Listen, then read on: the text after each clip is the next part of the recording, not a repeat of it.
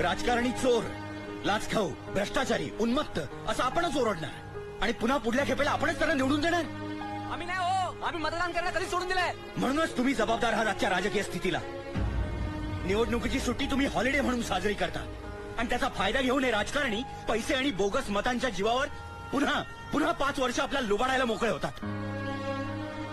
प्रत्येक नगरसेवक, आमदार, खासदार हे तुमच्या प्रश्नांची उत्तरं द्यायला बांधील आहेत. पण आपल्यापैकी किती जण त्यांना त्यांच्या कृत्याचा जाब विचारतात? का नाही आपण त्यांना विचारत, अरे बाबा ना तुमची भूक तरी किती? तुम्हाला भस्मय झालाय का? किती खाल? अहो कळत नाही का तुम्हाला? अहो काढून काढून गाईचं दूध संपेल, पण हे तर आता बैलाचं दूध काढत सुटलं. कोथिंबिरीची जुडी सुद्धा पारखून घेणारे आपण राजकारणाच्या बाबतीत इतके गाफील का?